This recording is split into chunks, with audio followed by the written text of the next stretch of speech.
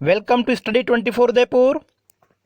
इस वीडियो में हम लगभग 40 मल्टीपल चॉइस क्वेश्चंस जो आपके केंद्रीय प्रवृत्ति के माप और अपकिरण के माप से संबंधित हैं, मेजर्स ऑफ सेंट्रल टेंडेंसी और मेजर्स ऑफ डिस्पर्जन से संबंधित लगभग 40 एमसीक्यूज हैं जो आज के इस वीडियो में हम देखने वाले हैं। तो चलिए स्टार्ट करते हैं।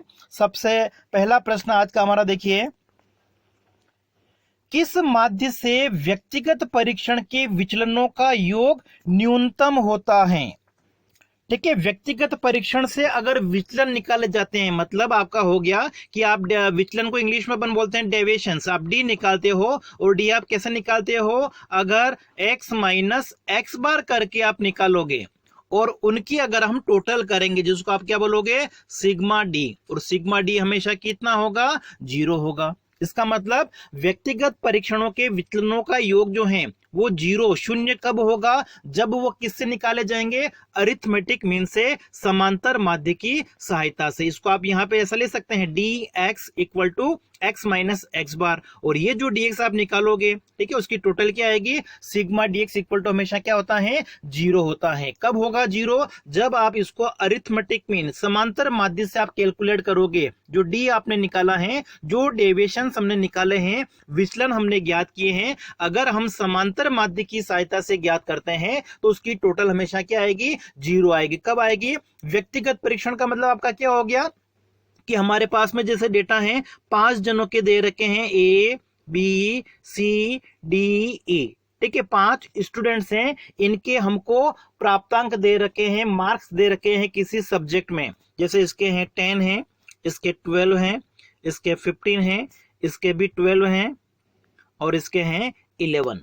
ठीक है, अब अगर हम इनका समांतर माध्य निकाले, आप मीन कैसे निकालोगे? इन पांचों के जो अंक हैं उनको आप ऐड कर दोगे, टोटल कर लोगे, उसमें 5 का डिवाइड कर दोगे, जो हमारे पास में समांतर माध्य आएगा, मीन आएगा। अब मीन से आप क्या करोगे? इसकी डिस्टेंस, ये सब वैल्यू आप क्या बोलोगे? ये सब वैल्यू हमारी क्या है? एक्स है, ठीक है, ये सब एक्स हैं, और इसमें से आप जो मीन आएगा, जो समांतर माध्य आएगा, उसको माइनस करोगे, जिसको हम क्या कहते हैं? एक्स माइनस एक्स बार, और एक्स माइनस एक्स बार को हम क्या लिखते हैं? डी लिखते हैं, या डी एक्स भी लिख सकते हैं। ठीक है, जैसे आप प्रमाविचलन ज्ञात करते हो उसमें आता है। तो डी एक्स जो हमने निकाला है उसकी जो टोटल है वो 0 कब आएगी? जब ये हमने जो dx निकाला है वो किससे निकाला है? x माइनस एक्स बार करके। तो इसको हम इस तरीके से लिख सकते हैं। तो करेक्ट आंसर आपका यहाँ पे कौन सा हो जाएगा? ऑप्शन हो जाएगा हमारा बी ऑप्शन। ठीक है, समांतर माध्य से अगर ज्ञात किए जाएंगे तो उसकी टोटल क्या होगी? 0 होगी। किस माध्यम में चार्लियर जांच का प्रयोग किया जाता है? ठीक है, चार्लियर टेस्ट जो है उसका यूज कहां पे किया जाता है? कि जो हमने किसी श्रेणी का समांतर माध्य निकाला है, मीन जो हमने कैलकुलेट किया है, एक्स बार जो हमने कैलकुलेट किया है, वो उस श्रेणी का प्रतिनिधित्व, रिप्रेजेंटेटिव है या नहीं है, इसको जांचने के लिए किसका प्रयोग किया जाता है? चार्लियर टेस्ट का प्रयोग किया जाता है।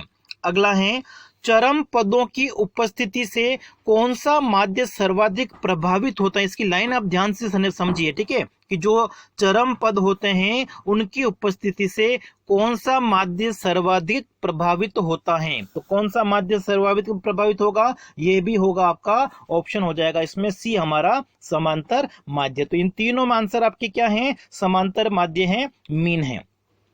चरम पद का मतलब क्या हो गया? कि कोई श्रेणी हमारे पास में दे रखी है, जैसे हमारे पास में x की वैल्यू दे रखी है, ठीक है, 10 दे रखी है, 12 दे रखी है, 15 दे रखी है, फिर माना कि डायरेक्टली अगर आपको बहुत बड़ी वैल्यू जैसे 100 दे दें, ठीक है, फिर आपके पास में 200 है, इस तरीके से अगर बड़ी वैल्यू दे रखी होगी तो हमारा जो समांतर माध्य होता है, मीन होता है, उसकी वैल्यू क्या होगी? चेंज हो जाएगी। जैसे अगर आपके पास में वैल्यू दे रखी हो 10, 12, 15 और 18, 20, ठीक है, 25, इस तरीके से अगर वैल्यू दे रखी होगी तो हमारा जो समांतर माध्य है वो लगभग कितना आएगा आपका? 15, 15 के आसपास आएगा, लगभग इनके आसपास। लेकिन कोई एकदम बड़ी वैल्यू अगर आ जाए तो हमारा समांतर माध्य जो है वो क्या होगा? एकदम बढ़ जाएगा। मतलब समांतर माध्य जो है वो ज्यादा प्रभावित होता है, लेकिन जो आपका मीडियन है, बहुलक हैं, वो ज्यादा प्रभावित नहीं होता है। तो चरम पदों की उपस्थिति से जो मीन आपका होता है, अरिथमेटिक मीन, वो सबसे ज्यादा प्रभावित होता है। अगला देखिए, निम्नलिखित स्थितियों में से किसके लिए समांतर माध्य उपयुक्त होगा। ठीक है, हमारे पास में यहाँ पे कुछ कंडीशन दी हुई हैं, इनमें से हम समांतर माध्य का जो प्रयोग है वो किसके लिए करेंगे। तो देखिए यहाँ पे जब चरों की मात्रा अगर आपको अनुपात के रूप में दे रखी हो तो यहाँ पे आपका जो ज्योमेट्रिक मीन होता है वो यूज करना हमारे लिए ज्यादा यूजफुल रहेगा।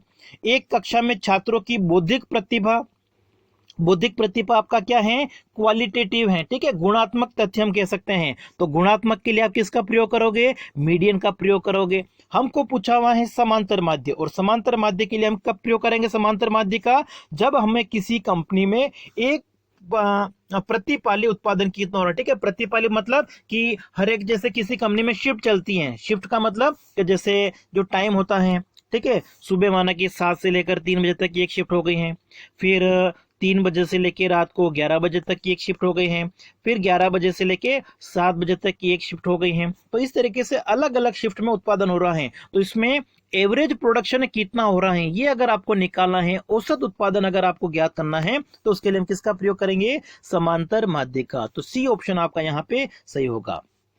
अगला देखते हैं, 50 प्राप्तांकों के 50 छात्रों के प्राप्तांकों का माध्य हमारे पास में है 44 अंक। ठीक है, यहाँ पे माध्य का मतलब एवरेज दे रखा है कि 50 स्टूडेंट हैं, उन्होंने कोई एग्जाम दिया है और उस एग्जाम में उनके जो नंबर आए उसका एवरेज निकाल दिया, और एवरेज कितना है 44।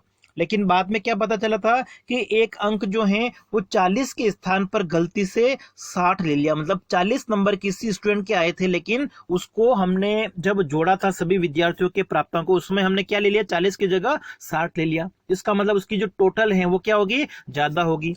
कितनी ज्यादा हो जाएगी, देखो 40 नंबर आए थे लेकिन हमने वहां पे प्लस कितना कर दिए, 60 प्लस कर दिए। इसका मतलब क्या हो गया, 20 नंबर हमने क्या कर दिए, ज्यादा जोड़ दिए। और 20 नंबर अगर आपने ज्यादा जोड़ दिए तो उसका एवरेज भी क्या होगा, 20 नंबर के हिसाब से क्या होगा, बढ़ जाएगा। 20 नंबर हमने ज्यादा जोड़ दिए हैं, और स्टूडेंट जो है वो कितने हैं, 50 स्टूडेंट हैं। इसका मतलब क्या हो गया कि जो एवरेज है वो क्या होगा, 0.4 जो है वो बढ़ जाएगा। ठीक है, 0.4 एक तरह से क्या हो गया, बढ़ गया। अगर हमको सही माध्य निकालना है तो जो हमारा एवरेज है, एवरेज आपको कितना दे रखा है 44, इसमें से हम क्या करेंगे, 0.6 को माइनस कर देंगे।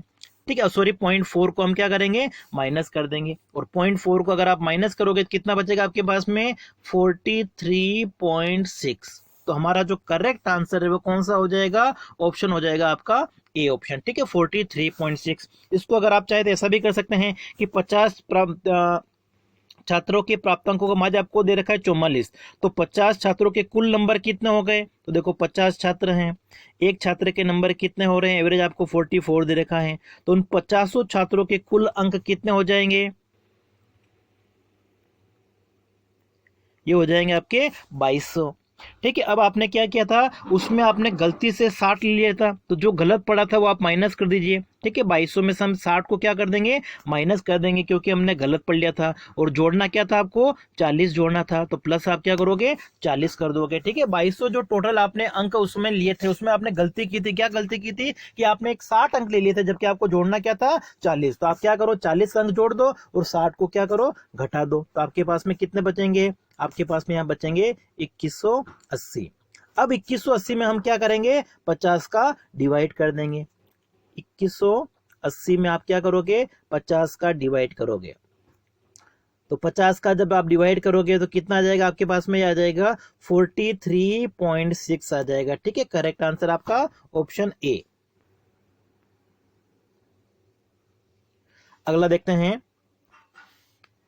8 छात्रों का औसत वजन 100 किलोग्राम दे रखा है, 8 छात्रों का।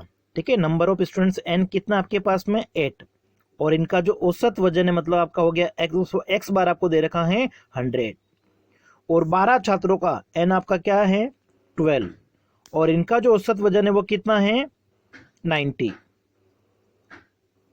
ठीक है, माना कि ये पहला ग्रुप, इसको आप एक नाम दे दीजिए, और नीचे वाला जो है वो माना कि दूसरा ग्रुप है N2, और ये आपका हो गया x बार 2।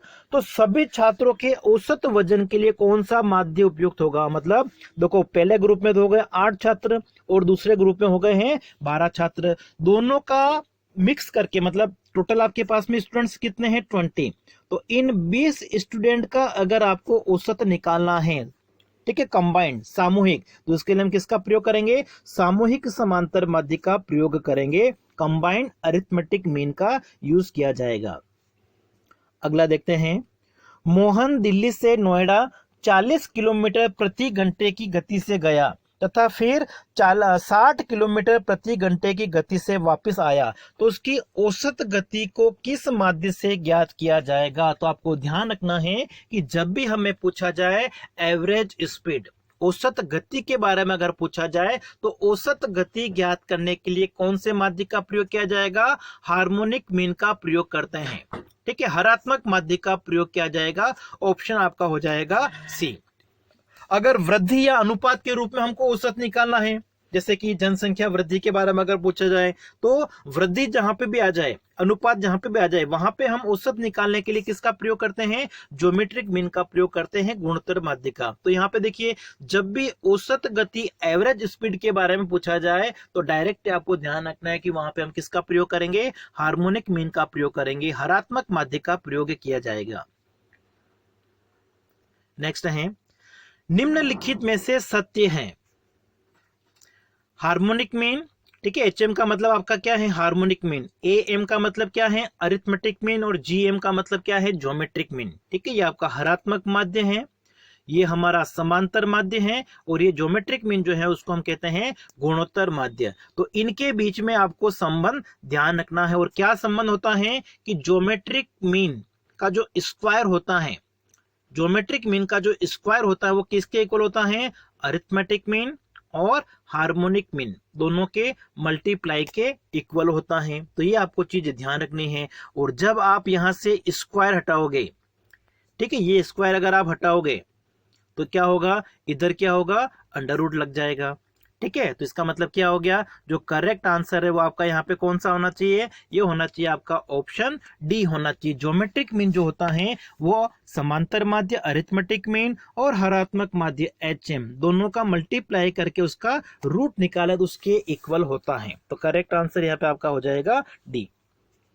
नेक्स्ट देखिए, छात्रों के ज्ञान स्तर को जांचने के लिए, वापिस आ गया ज्ञान, ठीक है, ज्ञान या बुद्धि की जब हम बात करते हैं तो ये आपका क्या है, क्वालिटेटिव फैक्ट होता है। ठीक है, ये एक तरह से गुणात्मक तथ्य होते हैं। और गुणात्मक तथ्यों में माध्य अगर आपको निकालना है, एवरेज निकालना है, तो उसके लिए किसका प्रयोग किया जाएगा, मीडियन का प्रयोग किया जाएगा, मध्यिका का प्रयोग किया जाता है। तो जहां पे भी गुणात्मक तथ्य आ जाए, ठीक है, जो गुण को दर्शाते हैं, जैसे कि आपका हो गया स्वास्थ्य हो गया, ठीक है, बौद्धिक स्थिति हो गई, ज्ञान का स्तर हो गया, तो ये जो गुणात्मक तथ्य होते हैं उनमें औसत ज्ञात करने के लिए किसका प्रयोग किया जाता है, मध्यिका मीडियन का प्रयोग किया जाएगा। अगला देखते हैं, निम्नलिखित माध्यों में से किसमें चरण मूल्यों का प्रभाव न्यूनतम होता है। चरण मूल्य एक्सट्रीम वैल्यू जो होती हैं उसका प्रभाव जो है न्यूनतम किस में होता है, जो आपका पोजिशनल एवरेज होता है, जो स्थिति संबंधी माध्य है। और स्थिति संबंधी माध्य आपके कौन कौन से होते हैं, एक तो होता है बहुलक मोड और दूसरा होता है मीडियन मध्यिका। तो मध्यिका जो होती है उसमें चरण मूल्यों का न्यूनतम प्रभाव होता है। तो करेक्ट आंसर आपका कौन सा हो जाएगा, यहां हो जाएगा ऑप्शन हमारा सी। जो एक्सट्रीम वैल्यू होती हैं, चरम मूल्य होते हैं, उसका प्रभाव न्यूनतम किस में होता है, मध्यिका की स्थिति में, मीडियन के लिए। नेक्स्ट देखिए, आरोही अथवा अवरोही क्रम में व्यवस्थित किसी श्रेणी को दो भागों में विभाजित करने वाला केंद्रीय प्रवृत्ति का माप। ठीक है, मेजर्स ऑफ टेंडेंसी में हम क्या करते हैं, हमारे पास में जो भी वैल्यू दे रखी होती है उससे हम क्या करते हैं, या तो असेंडिंग ऑर्डर में जमाते हैं या फिर उसको हम डिसेंडिंग ऑर्डर में जमाते हैं। और उसके बाद में जो वैल्यू बीच में आ जाती है, मतलब एक छोटी वैल्यू जो होगी वो एक साइड में आ जाएगी और जो बड़ी वैल्यू होगी वो एक साइड में आ जाएगी। और बीच में ये जो मूल्य होता है उसको हम क्या कहेंगे, उसको हम कहेंगे मीडियन कहेंगे, मध्यिका कहेंगे। मध्यिका क्या करती हैं, किसी श्रेणी को दो समान भागों में विभाजित करती हैं। एक तरफ क्या होंगे, उस मूल्य मध्यिका मूल्य से बड़ी वैल्यू एक तरफ आ जाएगी और एक तरफ हमारी क्या आ जाएगी, उससे छोटे मूल्य आ जाएंगे एक तरफ। ठीक है, एक तरफ छोटे मूल्य एक तरफ बड़े मूल्य, और बीच का जो ये मान है उसको आप क्या कहोगे, मध्यिका कहेंगे। तो करेक्ट आंसर यहाँ पे कौन सा हो जाएगा, आपका हो जाएगा ऑप्शन हमारा बी।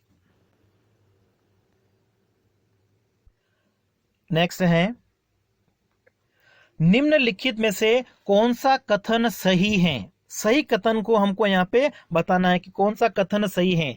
मध्यिका से पदों के विचलनों का योग शून्य होता है? नहीं।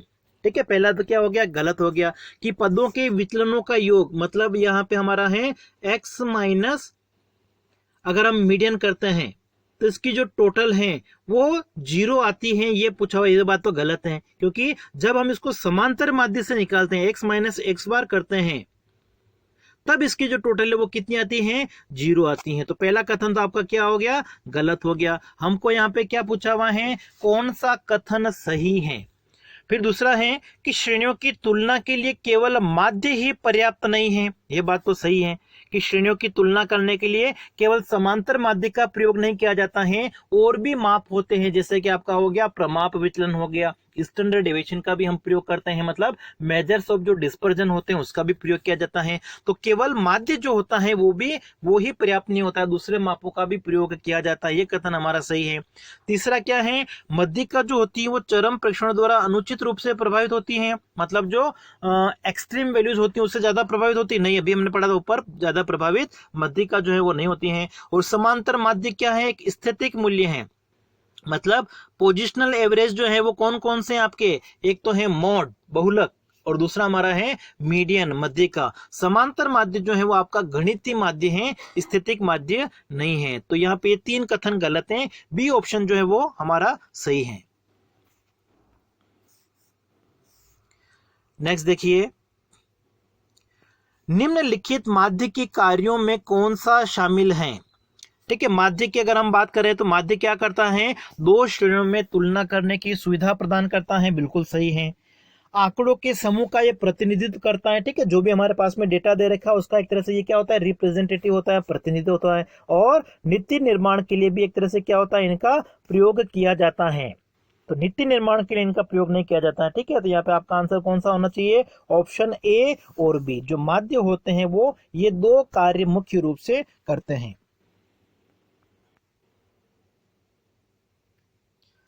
नेक्स्ट है, निम्नलिखित में से माध्य की विशेषताएं कौन कौन सी हैं? ठीक है, माध्य जो होते हैं वो गणना करने एवं समझने में क्या होना चाहिए, सरल होना चाहिए, बिल्कुल सही है। आधे मूल्यों पर आधारित होना चाहिए, नहीं, ये विशेषता नहीं होनी चाहिए। ठीक है, माध्य जो है वो हमारा क्या होना चाहिए, सभी मूल्यों पर आधारित होना चाहिए। अगर आधे मूल्यों पर आधारित है तो वो श्रेणी का सही प्रतिनिधित्व नहीं करेगा। फिर नमूनाकरण के परिवर्तनों का जो प्रभाव है वो न्यूनतम प्रभाव होना चाहिए, बिल्कुल सही है कि जो हमने सैंपल लिए हैं, अगर सैंपल की साइज को हम कम कर दें, ज्यादा कर दें, तो भी हमारा जो माध्य उसमें परिवर्तन नहीं होना चाहिए, उसका प्रभाव नहीं होना चाहिए, ये भी हमारा सही है। और फिर जो माध्य है वो क्या होना चाहिए, एक निश्चित संख्या होना चाहिए, बिल्कुल सही है। और निरपेक्ष संख्या होगी तो ये विशेषता उनमें होनी चाहिए, 1 3 4। ठीक है, 1 3 4 आपका कहां पे दे रखा है, ऑप्शन सी में। अगला देखिए, निम्नलिखित कथनों पर विचार कीजिए। गणितीय माध्य के अंतर्गत समांतर माध्य आता है, बिल्कुल सही है। हरात्मक माध्य आता है, ये भी बिल्कुल सही है। एवं बहुलक को शामिल करते नहीं, बहुलक आपका नहीं आता, मोड नहीं आता है, ज्योमेट्रिक मीन आ जाएगा। ठीक है, गुणोत्तर माध्य, हरात्मक माध्य, समांतर माध्य, ये आपके कौन से हैं, मैथमेटिकल एवरेज है, गणितीय माध्य है। तो पहला कथन तो हमारा क्या हो गया, गलत हो गया, क्योंकि यहाँ पे बहुलक लिखा हुआ गया। स्थिति संबंध, दूसरा कथन हमारा क्या है, स्थिति संबंधी माध्य के अंतर्गत हरात्मक माध्य नहीं, देखो हरात्मक माध्य नहीं आएगा, क्योंकि हरात्मक माध्य किस में आता है, आपका गणितीय माध्य में आता है। और मध्यिका को शामिल कर दे, ये बात तो सही है, लेकिन हरात्मक माध्य को हम शामिल नहीं करते। इसका मतलब क्या हो गया, दूसरा कथन भी हमारा क्या हो गया, गलत। अब क्या पूछा हुआ है, उपरोक्त कथन में से कौन सा कथन सही है? तो कोई भी कथन सही नहीं है, इसलिए हमारा आंसर क्या हो जाएगा, ऑप्शन डी। ठीक है, गणितीय माध्यों में आपके कौन कौन से माध्य आएंगे, हरात्मक माध्य आएगा, समांतर माध्य आएगा, और एक आपका आएगा गुणोत्तर माध्य आएगा, ज्योमेट्रिक मीन आएगा, बहुलक नहीं आएगा। और स्थिति संबंधी माध्य में क्या होगा आपका, एक तो मध्यिका आएगा और एक आएगा बहुलक। नेक्स्ट देखते हैं, व्यक्तिगत श्रेणी में प्रत्यक्ष विधि द्वारा सरल समांतर माध्य की गणना करते समय सर्वप्रथम कल्पित माध्य माना जाता है। देखिए, व्यक्तिगत श्रेणी में प्रत्यक्ष विधि के द्वारा अगर आप गणना करोगे सरल समांतर माध्य की, तो उसमें हमको कल्पित माध्य की जरूरत नहीं पड़ती, क्योंकि कल्पित माध्य की जो जरूरत है वो किस में पड़ती है? लघु रीति में, शॉर्टकट मेथड में। तो पहला तो आपका क्या हो गया? गलत। दूसरा है लघु विधि या जिसको हम कहते हैं शॉर्टकट द्वारा व्यक्तिगत श्रेणी में सरल समांतर माध्य निकालने के लिए माने गए कल्पित माध्य से पदों का विचलन निकाला जाता है। ये सही है।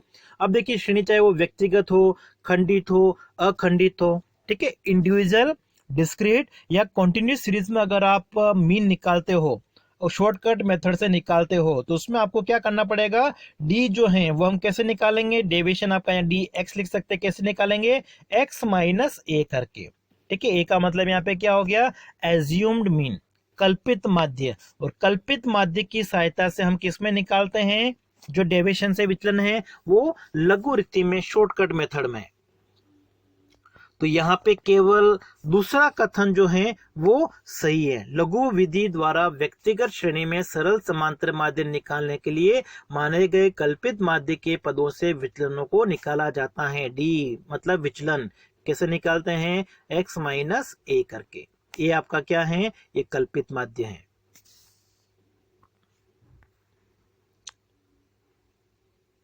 अगला देखिए, निम्नलिखित आंकड़ों से सही उत्तर दीजिए। कंपनी ए और कंपनी बी की हमको क्या दे रखी है? औसत दैनिक मजदूरी दे रखी है, मतलब मीन दे रखा है। आपको क्या दे रखा है? समांतर माध्य दिया हुआ है। और दूसरा हमको दे रखा है मजदूरों की संख्या दे रखी है आपको एन। अब क्या पूछा हुआ है? यहाँ पे हमको कुछ कूट दे रखे हैं कि कंपनी ए अधिक मजदूरी देती है, या फिर कंपनी बी जो है वो अधिक मजदूरी देती है, या फिर दोनों कंपनियां बराबर मजदूरी देती हैं। तो यहाँ पे आपको क्या करना पड़ेगा? कुल मजदूरी निकालनी पड़ेगी, टोटल वेजेस कितनी है। और कुल मजदूरी आप कैसे निकालोगे? जो हमारे पास में मजदूरों की संख्या दे रखी है उसको समांतर माध्य से मल्टीप्लाई कर दोगे। मतलब ए जो कंपनी है वो कुल कितनी मजदूरी दे रही है, आप कैसे निकालोगे? तो एक में जो औसत दैनिक मजदूरी वो कितनी है आपकी? 130, और मजदूरों की संख्या कितनी है यहाँ पे? 1800। तो इन दोनों को आप मल्टीप्लाई कर लोगे। और बी का जो है, बी में जो औसत मजदूरी है वो कितनी है? 180 है। और मजदूरों की जो संख्या है वो कितनी है? 1300 है। अब यहां से वैसे सामने पता चल रहा है आपको कि यहाँ पे देखिए, जो मजदूरों की संख्या थी 130 है, और यहाँ पे बी में जो औसत मजदूरी वो कितनी है? उसमें एक जीरो ज्यादा आ रहा है। और इधर मजदूरों की संख्या 180 है और इधर एक जीरो ज्यादा आ रहा है। इसका मतलब मल्टीप्लाई अगर आप करोगे, 13 को 18 से मल्टीप्लाई करोगे, और ए में भी आपके पास में देखिए कितने जीरो हैं? 3, ठीक है। ये एक जीरो इधर है, दो इधर है। और बी में इधर एक जीरो है और इधर दो जीरो है। इसका मतलब दोनों को मल्टीप्लाई करने पर आपके पास में क्या आएगा? बराबर आएगा, ठीक है, इक्वल आएगा। इसको आप मल्टीप्लाई करके देख लेना, इक्वल आएगा। इसका मतलब क्या हो गया? दोनों कंपनियां जो है वो बराबर मजदूरी देती है। मतलब कुल मजदूरी की बात कर रहे हैं, कुल मजदूरी जो श्रमिकों को दी जा रही है वो दोनों की क्या है? बराबर है। देखो, मल्टीप्लाई करने पर कितना आएगा? जो भी आता है, ठीक है। 130 को आप 1800 से मल्टीप्लाई कर देना, और 180 को अगर आप 1300 से मल्टीप्लाई करोगे, दोनों से क्या आएगा? सेम आएगा।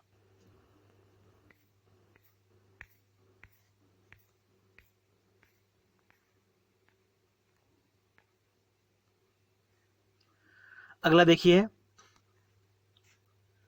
उस माध्य की पहचान करें जिसके पहले के सभी पद मूल्यों का मान कम तथा उसके बाद के सभी पद मूल्यों का मान अधिक होता है, यदि पदों को आरोही क्रम में व्यवस्थित किया जाए। आरोही क्रम का मतलब छोटे से बड़े क्रम। जैसे माना कि छोटे से बड़ा क्रम है आपका 2, 4, 8, 12, 15, ठीक है। ये हमने कुछ नंबर ले लिए हैं।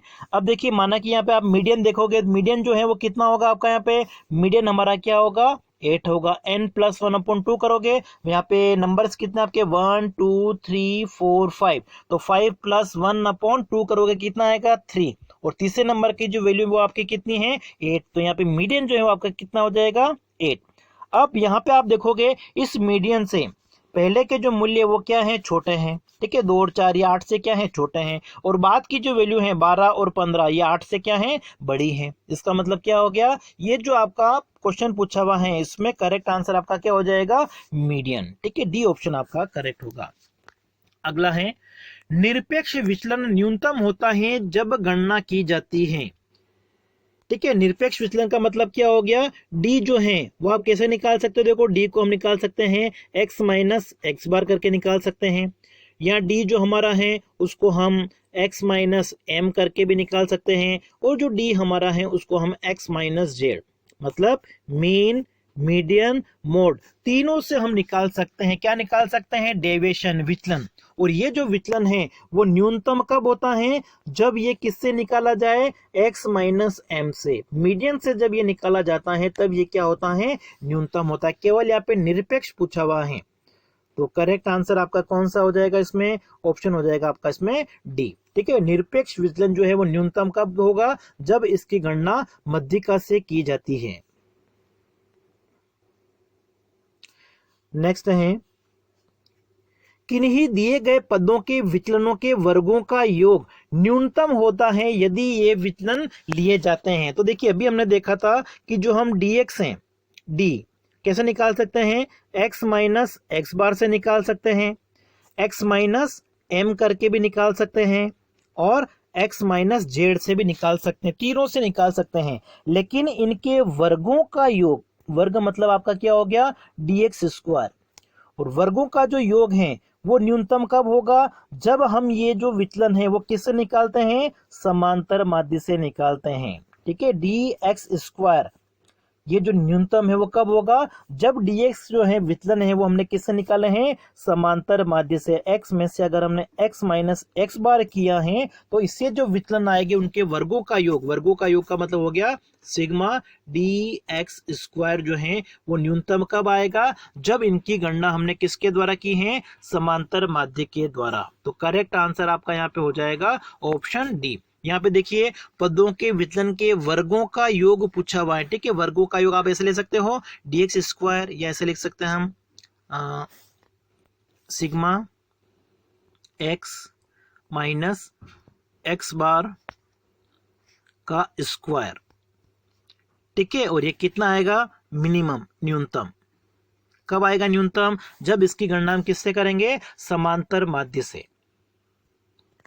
अगला देखिए किसी वितरण के उस मूल्य को क्या कहा जाता है जिसके चारों ओर श्रेणी की इकाइयां अधिक से अधिक केंद्रित होती हैं, जिसके आसपास ज्यादा इकाइयां केंद्रित होती हैं, अधिक से अधिक इकाइयां केंद्रित होती हैं, उस मूल्य को हम क्या कहते हैं, मोड कहते हैं, बहुलक कहेंगे।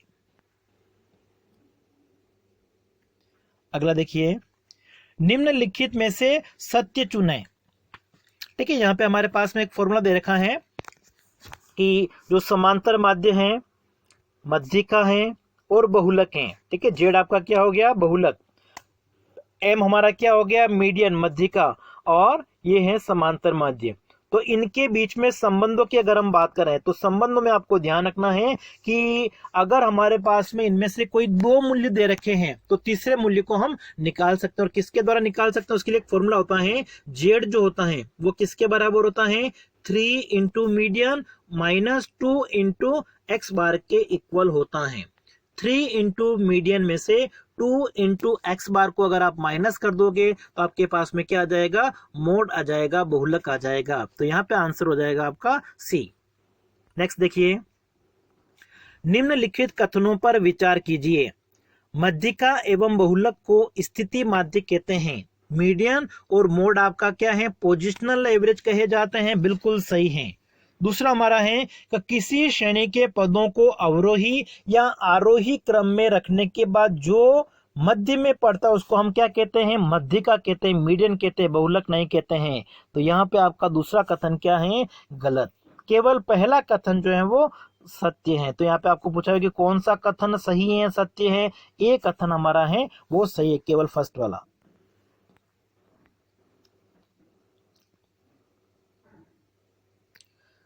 अगला देखिए निम्नलिखित कथनों पर विचार कीजिए।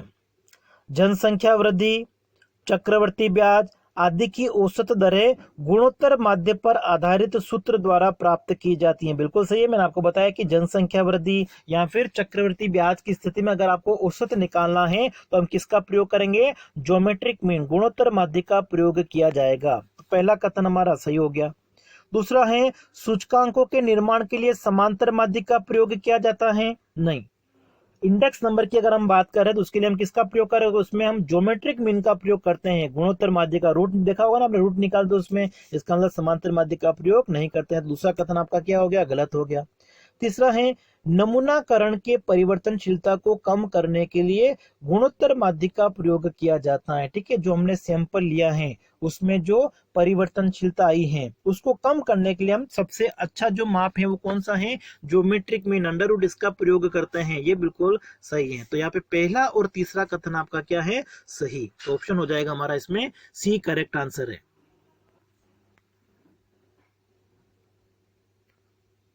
नेक्स्ट देखिए, श्रेणी के स्वरूप अर्थात सममित या असममित की जानकारी मिलती है कि कोई भी श्रेणी हमारी किस प्रकार की है? सममित, सिमेट्रिकल। सिमेट्रिकल का मतलब क्या हो गया? जिसमें हमारा समांतर माध्य मध्य का बहुलक क्या है? बराबर। मतलब जब ग्राफ पे प्रदर्शित करते हो तो ये बेल शेप्ड कर्व बनता है, एक घंटीनुमा आकृति बनती है। इसका मतलब क्या हो गया? हमारी जो श्रेणी है वो क्या है? सममित। मतलब सममित का मतलब क्या हो गया? यहाँ पे इसमें समांतर माध्य, मध्य का और बहुलक, मीन, मीडियन, मोड, तीनों क्या हैं? बराबर। उसको हम क्या कहते हैं? सममित श्रेणी कहते हैं, सिमेट्रिकल सीरीज कहेंगे। और सिमेट्रिकल है या एसिमेट्रिकल, असममित, जिसमें विषमता पाई जाती है। तो ऑप्शन आपका यहाँ पे कौन सा करेक्ट हो जाएगा? बी ऑप्शन हमारा करेक्ट होगा कि श्रेणी किस प्रकार की, उसका स्वरूप किस प्रकार से, उसकी बनावट किस प्रकार की है, सममित है या असममित, इसकी जानकारी हमको किसके द्वारा मिलेगी? विषमता के माप के द्वारा। अब देखो ये जो डायग्राम बन रखा है इसमें समांतर माध्य मध्य का तीनों बराबर, इसका मतलब क्या हो गया? इसमें विषमता नहीं पाई जाती। और विषमता कब पाई जाएगी? जब इसका ढाल क्या होगा? अलग अलग बनेगा। मतलब समांतर माध्य मध्य का बराबर नहीं होंगे। मतलब या तो हमारा ग्राफ इस तरीके से बन जाए या फिर बन जाए इस तरीके से, पहले तेजी से बढ़ता हुआ फिर एकदम घटता हुआ, इस प्रकार का आकार बनता है, उसमें विषमता पाई जाती है। नेक्स्ट देखिए, यदि किसी श्रेणी के विक्षेपण की माप, विक्षेपण को आप क्या कह सकते हो? अपकिरण भी कह सकते हैं। मेजर्स ऑफ डिस्पर्जन की अगर हम बात करें, ठीक है, डिस्पर्जन, विक्षेपण की माप श्रेणी की इकाई में ही की जाती है तो उसको हम क्या कहेंगे? ठीक है, मेजर्स ऑफ डिस्पर्जन की अगर हम बात कर रहे हैं तो जो हमने डिस्पर्जन निकाला है वो जो हम प्रस्तुत कर रहे हैं वो उसी में प्रस्तुत कर रहे हैं जिसमें हमारे पास में डेटा दे रखे हैं। तो वो आपका कौन सा होता है? एब्सोल्यूट, निरपेक्ष माप होता है। और जब हम उसको गुणांक के रूप में प्रस्तुत करेंगे उसको हम क्या कहेंगे? रिलेटिव मेजर कहेंगे, सापेक्ष माप। तो विक्षेपण की माप जिसमें हमको श्रेणी दी हुई है उसी में अगर यूनिट में, जैसे हमको मूल्य हमारे किलोग्राम में दे रखे हैं और हम विक्षेपण को, डिस्पर्जन को, अपकिरण को किलोग्राम में ही बताएं तो आपका कौन सा होता है? एब्सोल्यूट, निरपेक्ष माप होता है।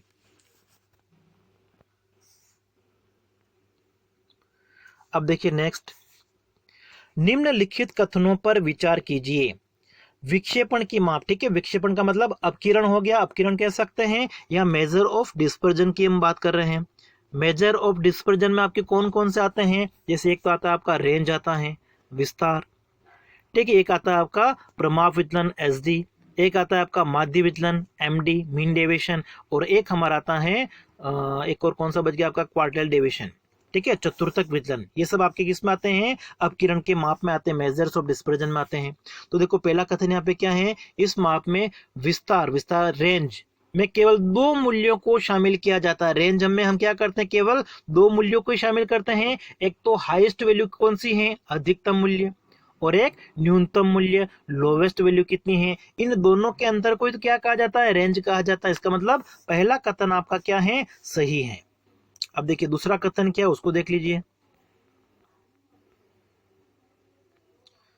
ठीक है, पहला कथन तो हमारा सही था। दूसरा कथन है, विक्षेपण की माप की विधि विस्तार द्वारा निरपेक्ष माप देती है, जबकि विस्तार गुणांक क्या होता है? सापेक्ष माप होता है। बिल्कुल सही। जो जो गुणांक होते हैं, कोफिशिएंट होते हैं, वो सारे आपके सापेक्ष माप होते हैं। बिल्कुल सही है दूसरा भी आपका।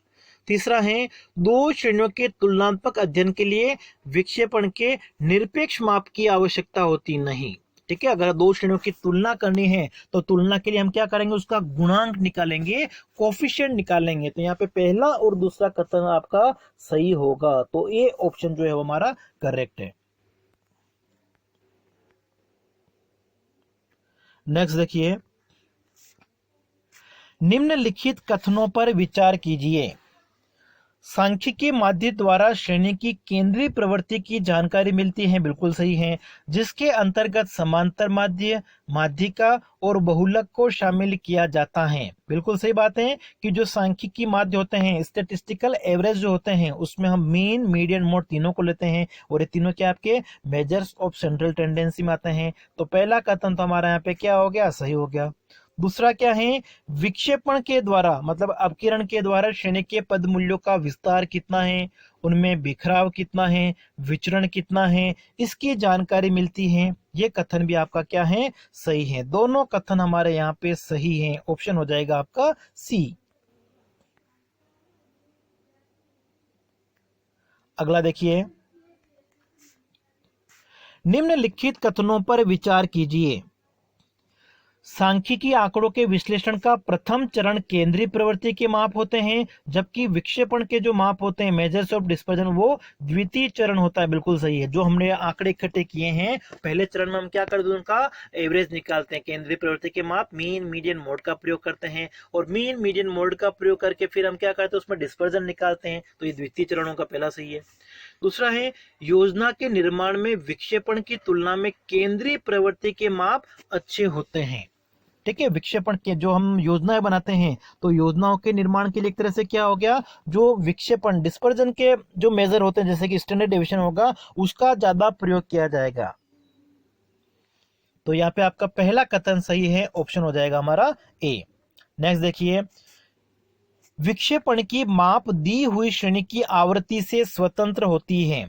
ठीक है, ऐसा कौन सा अपकिरण का माप है, मेजर ऑफ डिस्पर्जन है, जिसमें फ्रीक्वेंसी से वो माप प्रभावित नहीं होता है। कौन सा प्रभावित नहीं होता है, हमारा विस्तार, रेंज, क्योंकि रेंज में हम क्या करते हैं, हाईएस्ट वैल्यू कौन सी वो देखते हैं, और एक हम लोवेस्ट वैल्यू कौन सी, न्यूनतम मूल्य कितना है वो देखते हैं, मतलब h माइनस एल का प्रयोग करते हैं। फ्रीक्वेंसी कितनी भी हो जाए, ज्यादा हो जाए, कम हो जाए, उसका कोई प्रभाव नहीं पड़ता है, मतलब उससे क्या होती है, वो स्वतंत्र। तो रेंज जो होता है, विस्तार होता है, वो फ्रीक्वेंसी से इंडिपेंडेंट होती है।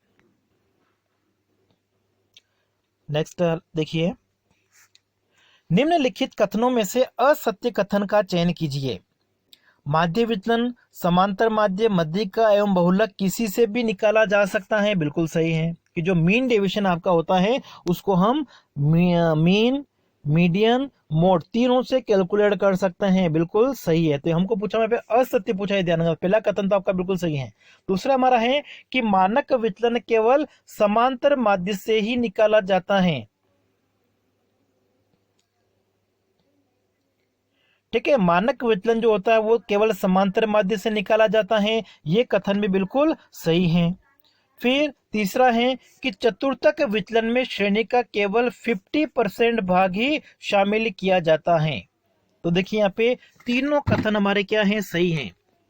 ठीक है, तीनों कथन सही हैं। तो यहाँ पे देखिए क्वेश्चन में थोड़ी मिस्टेक होगी। यहाँ पे क्या पूछना चाहिए, कौन सा कथन सत्य है। तो ये सारे कथन सत्य हैं। तो अगर यहाँ पे पूछा कि सत्य कथन कौन सा है, तो करेक्ट आंसर आपका कौन सा हो जाएगा, ऑप्शन हो जाएगा आपका डी। ठीक है, इसको एक बार और देख लीजिए कि जो माध्य विचलन है, मीन डेविएशन, उसको हम क्या कर सकते हैं, समांतर माध्य, मध्यिका, बहुलक किसी से भी निकाला जा सकता है। बिल्कुल सही बात है। ये मीन डेविएशन को हम किसी से भी निकाल सकते हैं। और मानक विचलन, स्टैंडर्ड डेविएशन जो होता है, वो केवल समांतर माध्य से निकाला जाता है। ये भी हमारा सही है। और चतुर्थक विचलन जो होता है, उसमें आप क्या लेते हैं, एक तो लेते हो आप Q3। ठीक है, चतुर्थक विचलन में हम क्या लेते हैं, एक तो लेते हैं Q3। जैसे देखिए ये श्रेणी है, ये बीच में आपका क्या होता है, मीडियन, ये आपका यहाँ पे होगा Q3 और ये होगा Q1। तो देखो इधर होते हैं 25% मूल्य और इधर भी होंगे 25% मूल्य, मतलब टोटल कितने हो गए आपके, 50% वैल्यू हो गए। तो चतुर्थक विचलन में हम 50% वैल्यू को ही शामिल करते हैं, ये भी हमारा सही हो गया। तो सभी कथन यहाँ पे सत्य हैं। अगला देखते हैं, निम्नलिखित कथनों पर विचार कीजिए।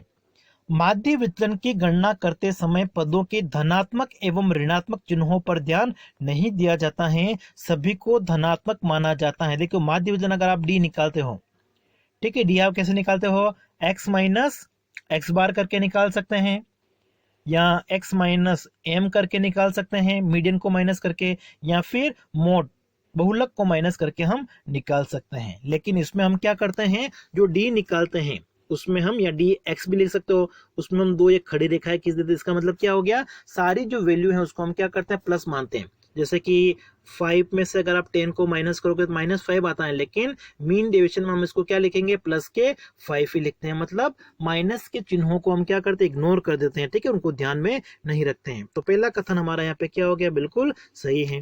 दूसरा है कि मानक विचलन की गणना करते समय दो पदों के धनात्मक एवं ऋणात्मक चिन्हों पर ध्यान दिया जाता है, ठीक है। मानक विचलन में हम क्या करेंगे, स्टैंडर्ड डेविएशन में जो डी आप लिखोगे डी एक्स, अगर माइनस मारा तो माइनस में लिखोगे, प्लस मारा है तो प्लस में लिखेंगे, और फिर उनको धनात्मक बनाने के लिए फिर हम उनको क्या करते हैं, स्क्वायर कर देते हैं, ठीक है। अगर उसका स्क्वायर कर दोगे तो क्या होगा, सारी जो माइनस वाली वैल्यू होगी वो भी क्या होगी, प्लस में हो जाएगी। तो यहाँ पे आपके दोनों कथन जो है वो सही है, ठीक है, ऑप्शन हो जाएगा सी। अगला देखिए, किसी श्रेणी की इकाइयों के विक्षेपण मापने की सबसे वैज्ञानिक विधि। अब किरण जो होता है, डिस्पर्जन को मापने की साइंटिफिक मेथड किसको कहा जाता है, तो देखिए कौन कौन सी मेथड होती है। एक तो आपकी होती है मीन डेविएशन होती है, एक स्टैंडर्ड डेविएशन है, एक क्वार्टर डेविएशन है, और एक रेंज। ये चारों क्या है, अब किरण को मापने की विधि है। लेकिन सबसे साइंटिफिक मेथड, जो वैज्ञानिक विधि है, वो किसको माना जाता है, प्रमाप विचलन या मानक विचलन, स्टैंडर्ड डेविएशन को। तो करेक्ट आंसर सी ऑप्शन। अगला है, किसी विच्छिन्न श्रेणी में माध्य के सापेक्ष माध्य विचलन तथा प्रमाप विचलन में क्या संबंध होता है, तो जो मीन डेविएशन होता है वो हमेशा क्या होगा, स्टैंडर्ड डेविएशन से कम होगा। तो ऑप्शन हमारा हो जाएगा इसमें ए।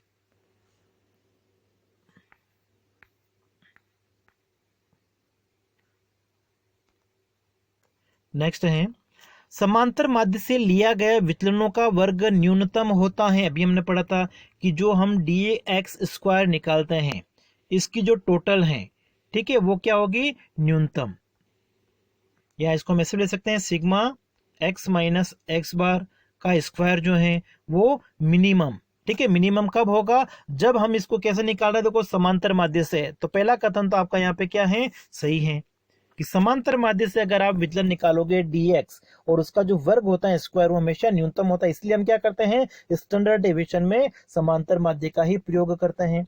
दूसरा हमारा है कि प्रमाप विचलन में आधी इकाइयों को शामिल किया जाता नहीं।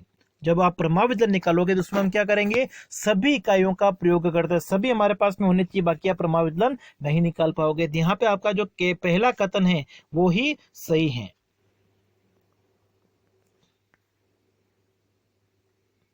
अगला है, निम्नलिखित आंकड़ों पर विचार कीजिए। किसी आंकड़े समूह से निकाले गए समांतर माध्य से विभिन्न इकाइयों के विचलन के वर्गों के माध्य का वर्गमूल मानक विचलन होता है। देखो इसमें एक एक लाइन ध्यान से पढ़िए। समांतर माध्य से निकाले गए विभिन्न इकाइयों के विचलन आपका क्या होगा, dx होगा। इसका वर्ग मतलब आपने क्या कर दिया, स्क्वायर कर दिया। वर्गों के माध्य, माध्य का मतलब आप क्या करोगे, इसमें n का डिवाइड कर दोगे, और इसका अगर आप वर्गमूल निकालते हो, अंडर रूट निकालते हो, तो हमारे पास में क्या आ जाएगा, स्टैंडर्ड डेविएशन आ जाएगा, प्रमाप विचलन आ जाएगा, मानक विचलन आ जाएगा। तो पहला कथन तो हमारा यहाँ पे क्या है, बिल्कुल सही है। अब हम दूसरे कथन पे विचार करते हैं कि मानक विचलन का जो वर्ग होता है स्टैंडर्ड डेविएशन का, जो आप स्क्वायर करते हो, तो वो क्या होता है, आपका प्रसरण होता है, वेरियांस होता है। ये भी बिल्कुल सही है, ठीक है। प्रमाप विचलन के वर्ग को हम क्या कहते हैं, प्रसरण कहते हैं, वेरियांस कहते हैं। तो दोनों कथन हमारे यहाँ पे सही हैं, तो ऑप्शन हो जाएगा इसमें आपका सी। नेक्स्ट देखिए, एक पूर्ण समूह में 250 वस्तुएं हैं, जिसका समांतर माध्य कितना है, 15.6, और प्रसरण हमारे पास में कितना है, 13.44। एक समूह जिसमें 100 वस्तुएं हैं उसका समांतर माध्य कितना है 15 और मानक विचलन कितना है 3। तो दूसरे समूह का समांतर माध्य और मानक विचलन आपको ज्ञात करना है। तो देखिए हमारे पास में पहला जो पूरा समूह दे रखा है, ठीक है, माना कि क्लास 2 सेक्शन है ए और बी। तो दोनों में माना कि जैसे 250 यहाँ पे वस्तु दिया हुआ है, तो देखो 250 का जो समांतर माध्य वो आपका कितना है 15.6। 250 का समांतर माध्य आपका कितना है 15.6। 15.6 है। तो अगर इनको आप मल्टीप्लाई करोगे, ठीक है, तो ये कितना आ जाएगा 2500। ठीक है, ये आपका आना चाहिए 3900। इसको आप एक बार देख लीजिएगा। ठीक है, फिर देखो एक समूह में आपके पास में कितनी है 100 वस्तुएं हैं और उसका समांतर माध्य हमको कितना दे रखा है 15। तो उसका कुल कितना हो जाएगा 100 को आप 15 से मल्टीप्लाई कर दीजिए, कितना आ जाएगा 1500 आ जाएगा। अब देखो 3900 में से अगर आप पर 1500 को माइनस करेंगे तो हमारे पास में कितना आएगा 2400 आएगा। ठीक है, 2400। अब देखो पहले समूह में अगर हमारे पास में 100 वस्तुएं हैं और दोनों में मिला के कितनी है 250 है, 250। इसका मतलब दूसरे समूह में वस्तु कितनी हो जाएगी आपकी 150 हो जाएगी। तो इस 2400 में आप क्या करोगे 150 का डिवाइड कर देंगे, तो कितना आएगा 16 आएगा। इसका मतलब क्या हो गया, जो दूसरे समूह का समांतर माध्य है वो कितना होना चाहिए 16। तो देखो समांतर माध्य 16 आपको यहाँ दे रखा है, इसका मतलब आपका एक ही जगह दे रखा है। इसका मतलब आपको जो प्रमाव विचलन है वो निकालने की जरूरत नहीं, बस डायरेक्ट आपका आंसर कौन सा हो जाएगा बी ऑप्शन हो जाएगा। नेक्स्ट देखिए, निम्नलिखित कथनों पर विचार कीजिए। प्रसरण को निकालने के लिए सबसे पहले समांतर माध्य की गणना की जाएगी। बिल्कुल सही है, प्रमाव विचलन जो हम निकालते हैं ना उसके लिए हम डी निकालते हैं, और डी आप कैसे निकालोगे x माइनस एक्स बार करके। तो प्रसरण भी क्या होता है प्रमाव विचलन का स्क्वायर होता है, स्टैंडर्ड डेविएशन का स्क्वायर होता है। सबसे पहले हमको मीन की जरूरत पड़ेगी, बिल्कुल सही बात है। दूसरा हमारा है माध्य विचलन एवं मानक विचलन की गणना में कोई अंतर नहीं है। अंतर तो है, क्योंकि मानक विचलन में हम क्या करते हैं विचलन निकालते समय चिन्हों का ध्यान नहीं रखते हैं, साइन को इग्नोर करते हैं, सभी को हम पॉजिटिव मानते हैं, धनात्मक मानते हैं। जबकि मानक विचलन में हम क्या करते हैं अंडर रूट का प्रयोग करते हैं। विचलन निकालते उसमें हम ऋणात्मक को ऋणात्मक लिखते हैं, धनात्मक को धनात्मक लिखते हैं। तो दोनों में अंतर तो है। तो दूसरा कथन आपका गलत है, पहला कथन हमारा सही है, ऑप्शन हमारा हो जाएगा ए। नेक्स्ट देखिए, प्रसरण गुणांक बराबर मानक विचलन में हम किसका डिवाइड करें, यहाँ पे क्या आना चाहिए, ठीक है, इस जगह आपका क्या आना चाहिए मल्टीप्लाई बाय 100। तो स्टैंडर्ड डेविएशन में अगर हम समांतर माध्य का डिवाइड कर दें और उसको 100 से मल्टीप्लाई कर दें तो हमारे पास में क्या आ जाएगा कोफिशिएंट ऑफ वेरिएशन आ जाएगा। ठीक है, विचरण गुणांक जिसको हम कहते हैं। तो यहाँ पे आपका क्या आना चाहिए समांतर माध्य आना चाहिए, ऑप्शन हमारा सी।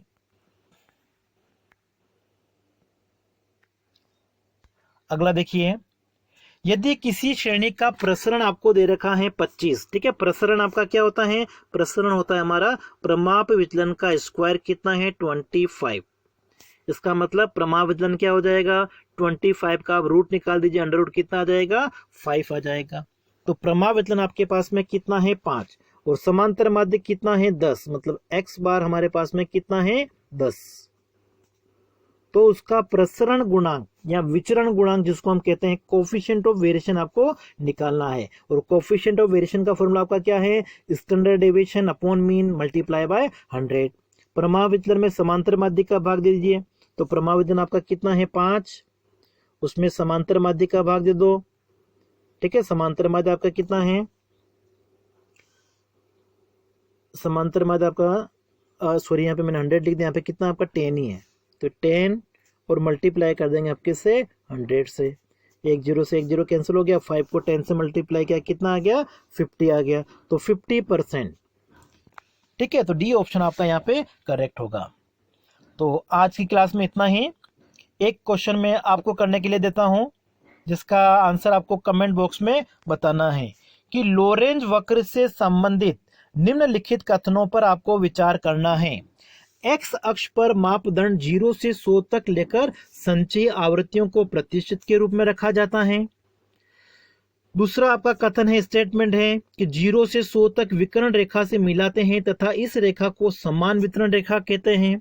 और तीसरा आपका है, समान वितरण रेखा से लोरेंज वक्र की नजदीकी विक्षेपण की अधिकता को दर्शाती हैं। तो इन तीनों में से कौन कौन से कथन सही हैं, ये आपको बताना है कि केवल पहला कथन सही है या दूसरा कथन सही है या तीसरा सही है या तीनों कथन सही हैं या कोई से भी दो कथन के पहला और दूसरा सही है या पहला और तीसरा सही है, दूसरा और तीसरा सही है। इसका आंसर आपको कमेंट बॉक्स में बताना है। इस क्वेश्चन को आप ध्यान से पढ़िए कि इन तीनों में से कौन कौन से कथन जो है वो आपके सही है, ये आपको बताना है। ठीक है, लोरेंज वक्र जो है ये आपकी अपकिरण को मापने की, डिस्पर्जन जो है उसको मेजर करने की एक तरह से ग्राफिकल मेथड हम कह सकते हैं, इसको बिंदु रेखी विधि इसको कहा जाता है। तो इसका आंसर आपको कमेंट बॉक्स में बताना है।